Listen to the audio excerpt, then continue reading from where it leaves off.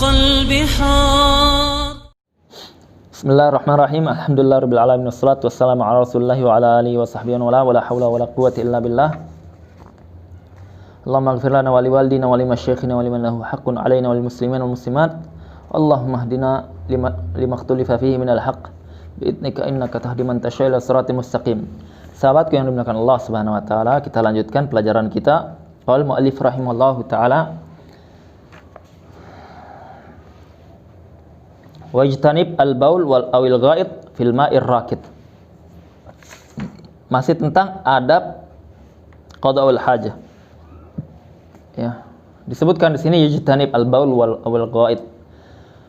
Dia hindari al-baul, buang air kecil, wal ghaid, dan buang air besar, fil ma'ir rakid, pada air yang dia tidak mengalir atau tergenang.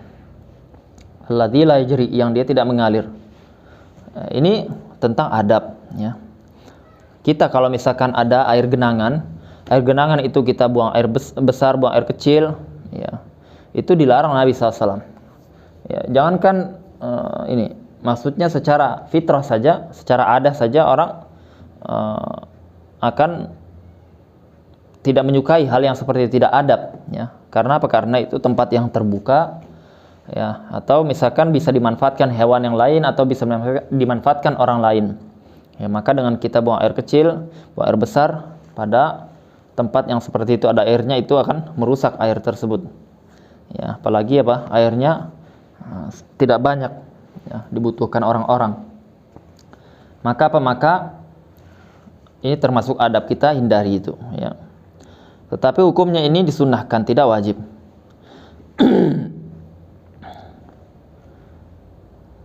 Dia airnya banyak maupun airnya sedikit. Kemudian wa tahta syajar al-muthmirah, dan disunnahkan juga kita itu menghindari tempat-tempat yang di bawah pohon yang ada buahnya. Meskipun belum berbuah, yang pohon ada buahnya tetapi belum berbuah, itu sama hukumnya. Ya. Maka di sini ada dua keadaan. Kalau keadaannya itu al-ard mubah, ya, tanahnya itu tanah mubah, yaitu dia tumbuhan yang dia tidak ada pemiliknya tanahnya. Pohon ini tumbuh liar, tidak ada pemiliknya yang punya tanah, tidak ada yang pemiliknya yang memiliki kebun tersebut. Atau milik dia sendiri, dia yang qadha hajah, itu tanah saya katanya. Maka apa? Fa innahu yustahabu lahu ijtinab, maka tetap disunahkan dia untuk menghindari, ya, menghindari buang hajah di bawah pohon tersebut meskipun dia tidak sedang berbuah, ya. Kenapa? Karena ada larangan dari Nabi SAW. Larangan tersebut bersifat adab. Adab itu minimalnya dia sunnah yang diperintahkan. Yang kedua, itu bukan milik dia, pohonnya bukan milik dia, ya. Maka haram hukumnya dia qadul hajah di bawah pohon tersebut, ya. Kecuali kalau dia alima audzan ridha sahibih. Kecuali kalau dia tahu, ya, dia tahu atau prediksi kuat, dia tahu pemilik kebun, pemilik pohon itu akan ridha, tidak mengapa, maka dia apa? Dia dibolehkan dia di situ. Atau misalkan dia itu mengetahui bahwasanya bisa dia siram nantinya. Ada air yang mengalir lewat situ, ya, ada air entah air dari sungai kecil atau air dari hujan, ya, menghilangkan najisnya, maka dibolehkan, tidak makruh hukumnya. Wa fit tariq, dan disunnahkan, ya, kita itu menghilangkan atau menjauhi jalan-jalan yang digunakan untuk orang pejalan kaki. Nah, kenapa ini semua? Tempat orang untuk memanfaatkan tempat tersebut, tempat kerumunan orang, tempat ramai orang, maka apa? Orang akan terganggu, ya. Orang akan terganggu. Kita pun seperti itu. Kita akan terganggu kalau misal kita di bawah halte bus, kita nunggu, ternyata ada bau kencing di situ, ya, bau kencing, apalagi sampai banyak, maka apa? Orang-orang akan terganggu. Ya, siapa yang kencing di sini? Ya, walat ini. Atau saya doakan miskin 7 turunan, dia kata. Atau saya katakan dan nikah sampai tahun 2030 misalkan, ya. Maka apa? Maka yang seperti ini mengundang orang berbuat berbuat yang tidak layak untuk kita, maka maka kita hindari, jangan sampai kita dilaknat orang seperti itu, ya. Ini kalau di jalan itu ada dua kondisi. Kondisi yang pertama, dia itu memang dilewati, maka dia disunahkan untuk menghindari tempat yang seperti itu, ya. Berdasarkan riwayat dari Nabi sallallahu alaihi wasallam, ittaqul la'inain, ya. Maka Nabi mengatakan, hati-hati kalian itu tempat-tempat yang menyebabkan kalian dilaknat, Maka Nabi ditanya oleh para sahabat, wa mal la'inan, apa itu ya Rasulullah dua tempat tersebut? Maka Nabi mengatakan, alladzi yatakhalla fi tariqin nas aw dhillihim, yaitu orang yang dia itu buang hajah di jalannya orang-orang lewat atau di tempat mereka berteduh, ya, tempat mereka berteduh. Itu kondisi pertama, dilewati orang. Meskipun yang lewat sedikit, meskipun hanya satu, tidak boleh, ya. Maka kita diperintahkan Nabi SAW menghindari yang seperti itu, ya. Yang kedua, fi tariq mahjurah, kita buang hajah, buang air kecil, buang air besar di tempat jalan. Karena terkadang kita sudah kebelet mau cari WC, tidak ada, ya. Biasanya kalau perjalanan kita itu melihat kita cari Indomaret, ya, bukan mau beli, mau buang air besar, buang air kecil, seperti itu kan, ya. Jadi Indomaret itu bisa jadi solusi, ya. Solusi cepat untuk mengatasi masalah di pertengahan jalan. Tetapi kalau ada jalan yang dia itu mahjurah, yang dia tidak dilalui orang, maka fala karaha fi dzalika, maka tidak ada makruh di situ, tidak haram, tidak makruh. Maka di sini dikatakan li'annahu darurah lakin yusannu an la yughattiha liyarahan nas, karena dia kondisinya darurah, ya, karena dia ingin buang air, ya. Di mana lagi dia cari tempat? Masa dia harus jauh lagi nunggu tempat yang dia ada tempat qada hajah, ya, tidak mungkin. Maka dibolehkan dia, tetapi dia disunahkan menutup diri dari orang lain, menjauh, ya. Dan itu dilakukan Nabi SAW ketika safar. Perjalanan mereka pasti qada hajahnya di jalanan, ya, pasti. Maka tidak ada jalan, itu darurah. Kemudian di antara adab adalah menghindari as-suqub. As-suqub itu adalah tempat masuknya binatang-binatang seperti kalajengking, seperti ular, atau binatang-binatang yang di tanah-tanah itu, ya. Jangan kita kencing di lubang-lubang seperti itu, karena di situ juga tempatnya jin di situ, ya. Di situ juga tempatnya jin atau sesuatu yang bisa terganggu dengan kita buang air kecil, kencing di situ. Misalkan ada semut kecil, kasihan, kemudian kita kencingi di situ, ya, kita kencing di situ, kita buang air besar di situ, ya. Ini apalagi nih, ngajak perang kata semutnya. Ini kita sudah rumah kita kecil, ya, kita kecil di kencingi di sini, ya. Jangan kita mengganggu mereka, karena mereka tidak mengganggu kita. Kemudian itu ada riwayat juga kita dilarang untuk buang air kecil di tempat seperti itu. Wala yatakallam 'alal baul wal ghaid, dan di antara adab tidak berbicara ketika buang air kecil dan buang air besar. Di antara adab kita hindari berbicara, diam saja, ya, diam.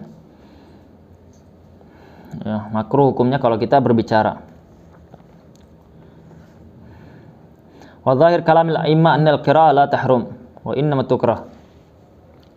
Ya, yang para ulama menjelaskan bagaimana kalau ada orang yang dia itu ingin mengaji di dalam seketika buang air besar atau buang air kecil, ya, jangan hanya khususkan di dalam WC, di selainnya juga.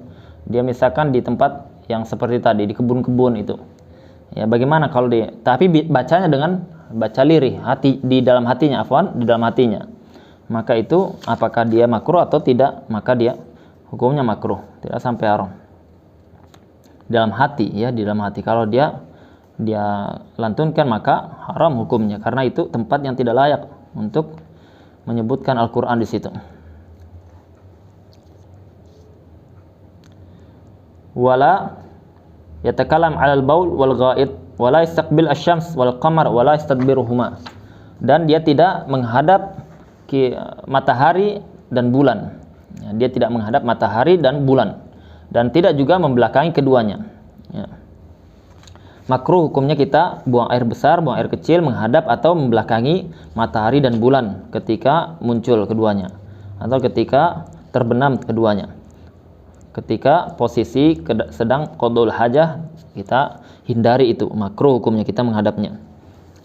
Ya. Itu disebutkan dalam madhab di kitab Abi Syuja' ini. Wal mu'tamad annahu la yukrahu dzalika. Ya, pendapat yang mu'tamad tidak makruh untuk keduanya. Pendapat yang mu'tamad tidak makruh menghadap keduanya atau membelakangi keduanya. Karena apa? Karena tidak bisa dikiaskan dengan kiblat. Ya. Pendapat yang mu'tamad. Yang disebutkan itu tidak mu'tamad yang di matan. Wala istanji biyaminihi.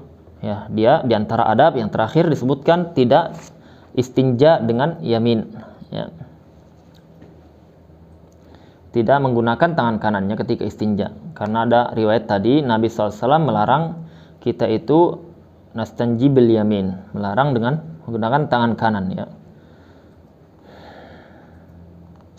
Dilarang kita menggunakan tulang, dilarang menggunakan kotoran. Ya.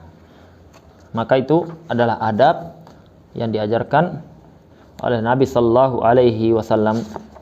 Kita lanjutkan pembahasan berikutnya, faslun fi nawaqid al-wudu. Pembatal-pembatal wudu. Ya. Walladhi yunqidul wudu'a sittatu asya. Yang membatalkan wudu itu ada 6 perkara. Yang pertama, ma kharaja minas sabilain. Ya. Benda najis yang dia keluar dari 2 jalur, ya, dari jalur depan belakang. Ya. Maka dari 2 jalur ini maksudnya apa? Dubur dan kubul. Ya, dubur atau kubul.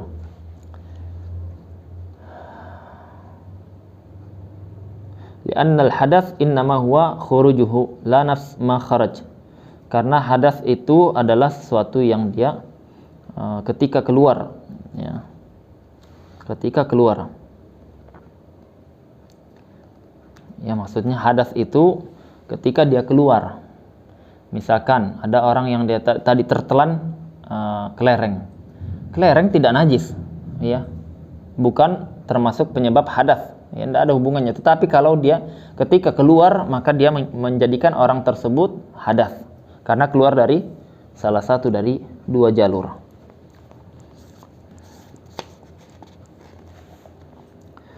Fakullu ma kharaja min ahadihima sawa'un kana 'ainan aw rihan aw nadiran.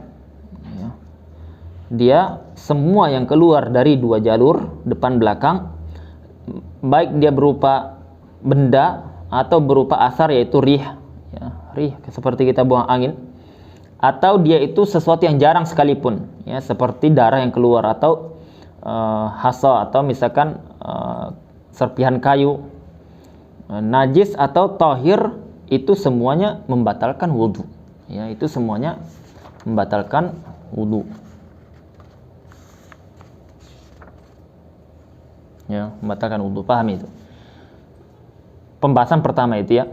Tetapi apakah semua yang keluar dari sabilain 2 jalur itu mewajibkan istinja? Tidak.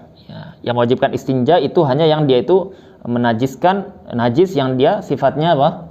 Yang sifatnya ratab, ya, tidak kering. Kalau kering tidak. Ya.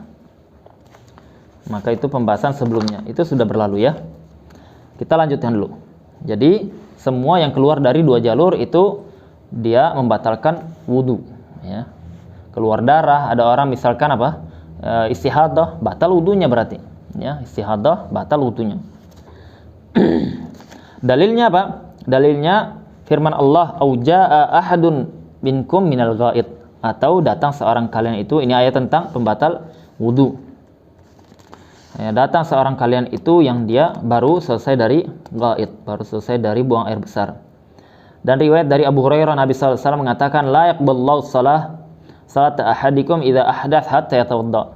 Allah tidak menerima sholat kalian sampai dia itu berwudu, ya. Tidak menerima sholat kalian kalau hadas sampai dia itu berwudu, ya. Hadas dalam lafaz-lafaz syar'i kalau dia itu tidak disebutkan dengan lafaz hadas akbar, berarti dia dimaksud adalah hadas asghar, hadas kecil. Hadas asghar itu yang dia mewajibkan wudu, ya. Maka dikiaskan dari hadis ini, dikiaskan, ya, disebutkan di hadis Allah tidak menerima sholat kalau dia hadas sampai dia berwudu, ya. Berarti kalau dia ada hadas dia wajib berwudu. Maka hadas ini adalah hal-hal yang mewajibkan wudu, hadas kecil, ya. Berupa apa? Berupa apapun itu yang dia menyebabkan hadas, ya, yaitu semua yang keluar dari dua jalur, depan atau belakang, meskipun dia itu sesuatu yang dia bukan jalurnya, maksudnya bukan sesuatu yang adahnya, seperti misalkan tadi, ya, seperti ada kelereng misalkan atau semisalnya, ya, dia tertelan kelereng, ya, atau semisalnya.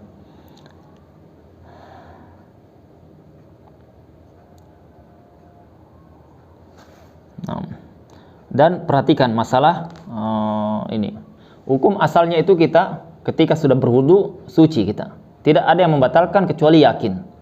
Tidak ada yang membatalkan kecuali yakin. Itu kaidahnya satu, yaitu asyaku al-yaqin la yazul bisyak, sesuatu yang yakin tidak hilang dengan keraguan-raguan. Tidak hilang dengan keraguan-raguan. Contoh, kita misalkan sholat sudah ini, Allahu Akbar. Kita terasa kayak ada keluar, kayak ada basah atau kayak ada keluar angin. Tetapi kita ragu, maka tidak batal. Karena keyakinan tidak batal dengan keraguan-raguan. Maksudnya kita yakin kita sudah bersuci, sudah wudu. Tahir berarti suci kita, berarti kita tidak bisa batal, tidak bisa hilang keyakinan ini kecuali dengan sesuatu yang yakin juga, ya. Jadi kalau misalkan kita belum wudu, ya, maka berarti kita masih belum tahir, belum. Kita ragu sudah wudu atau belum tadi, berarti kita belum wudu, ya, dan seterusnya. Karena ada riwayat dari Abu Hurairah marfu'an, idza wajahadukum fi batnihi syai'an, kalau seorang kalian merasakan di perutnya ada sesuatu, fa ashkal alaihi akhraj minhu syai'am la, dia itu merasa keluar atau tidak, maka fala yukhrijanna fil masjid, fala yukhrijan minal masjid, maka jangan keluar dia dari masjid hatta yasma'a sautan au yajid rihan. Jangan dia keluar dari masjid, dia tinggalkan salatnya sampai dia mendapati salah satu dari yang dua, yaitu yasma' saut, mendengar suara kita buang angin, atau yajid rihan, dia mendapati wangi atau mencium bau dari dia buang angin misalkan, ya. Maka ini para ulama mengatakan bahwasanya ini dari sini disebutkan kaidah bahwasanya sesuatu yang yakin tidak gugur dengan sesuatu yang masih diragukan, masih keraguan-raguan, ya. Dan itu disebutkan bahwasanya itu dalam kondisi kita suara tenang, ya, tidak ada gangguan suara AC ribut, ya. Jadi ketika kita buang angin tidak kedengaran karena terdengar suara AC, terdengar suara kipas angin, atau terdengar suara mobil-mobil lewat ribut, ya, atau suara orang yang dia kerja di kiri kanan, ya. Maka apa itu maksudnya adalah secara takdiran, ya, ditakdirkan kalau tidak ribut, apakah dengar saya meskipun sedikit, maka batal, ya, itu yakin sudah. Atau dia mendapati aroma, ya, itu ditakdirkan, ya. Zaman sekarang orang sudah pakai aromaterapi di masjid misalkan, Masya Allah, ya, saya buang angin tadi kayaknya rasa aroma jeruk katanya, ya, itu karena apa? Aroma dari AC, bukan ini.